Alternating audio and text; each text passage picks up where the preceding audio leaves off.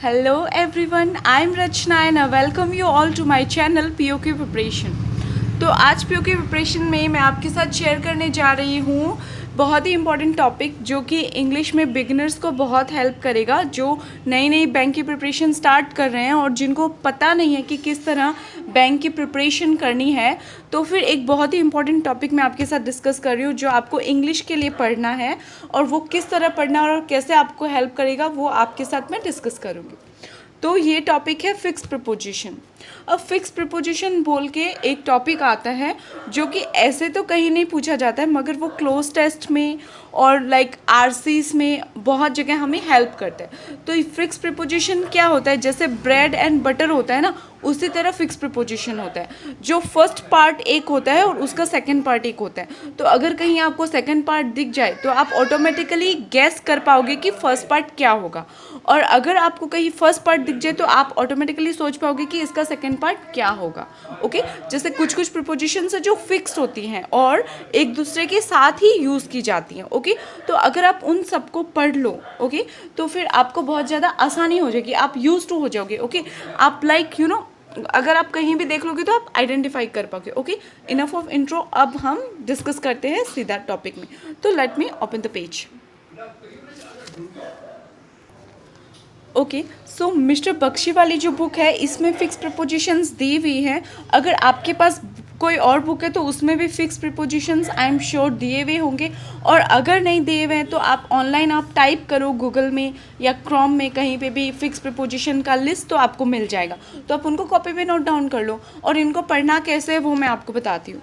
जैसे कि ये फिक्स प्रीपोजिशन है, आप कितने पेजेस में देखिए, 1 2 3 4 5 6 7, इतने 7-8 पेज हैं। ओके, तो आप घबराइएगा मत, इसमें 367 टोटल, इसमें टोटल 367 फिक्स प्रीपोजिशंस दिए हुए हैं। तो आप सोचिए, अगर आपको 367 ऑफ फिक्स प्रीपोजिशंस पढ़ रहे हो तो आप उन सारे वर्ड्स के मीनिंग भी सीख रहे हो, ठीक है, और ये आपको क्लोज टेस्ट में भी हेल्प करेंगे और बहुत ईजी है, इनको ज़्यादा पढ़ने में ज़्यादा टाइम भी नहीं लगेगा। ओके, तो इनको किस तरह पढ़ना है वो मैं आपको बता देती हूँ जल्दी जल्दी। तो जैसे कि अबाउंड इन दिया हुआ है ना, अबाउंड इन का मतलब क्या होता है, रिच इन। आप चाहो तो एक बार के लिए आप सेंटेंस भी पढ़ सकते हो ताकि आपको याद रहे, फिर आप ग्रेजुअली इनको सुबह शाम पढ़ो। लाइक बाय हार्ट नहीं करना, आप सुबह एक बार 10 वर्ड्स पढ़ लो, एक पेज पढ़ लो, जैसे फर्स्ट डे स्टार्ट करे हो तो सुबह पढ़ो, शाम को रिवाइज करो, फिर नेक्स्ट डे एक पेज पढ़ो, फिर इन दोनों को रिवाइज करो, फिर थर्ड डे एक पेज और पढ़ो, फिर तीनों को रिवाइज करो, फिर फोर्थ डे ये पढ़ो, फिर सबको रिवाइज करो। ऐसे करते करते एंड पेज तक आप पहुँच जाओगे, आपको 15 या 20 दिन ही लगेंगे। ओके, तो इस तरह आपको पढ़ना है। मैंने स्टार्ट किया था थोड़े दिन पहले ही और मैं अभी कहाँ तक पहुँच गई हूँ, लेट मी टेल यू। हाँ, ये पेज मेरा हो गया, प्रेफर तक मेरा हो गया, प्रीफेस तक हो गया, सॉरी प्रीफेस तक हो गया मेरा। अभी 1 2 3 4 पेजेस मेरे बाकी हैं, and I revise them daily. सुबह एंड शाम को मैं रोज़ इनको रिवाइज करती हूँ, तभी याद रहेगा ना, नहीं तो भूल जाएंगे ना, और एक बार में तो ये बाय हार्ट होगा नहीं। ओके, तो इस तरह आपको पढ़ना है। जैसे अबाउंड इन का मतलब होता है रिच इन, तो आप सेंटेंस भी पढ़ लो। अबाउंड विथ मतलब होता है फुल ऑफ, फिर आपको जल्दी जल्दी आप करो, याद ही हो जाएगी। अब जैसे मैं आपको दिखाती हूँ मुझको कैसे याद हो गई।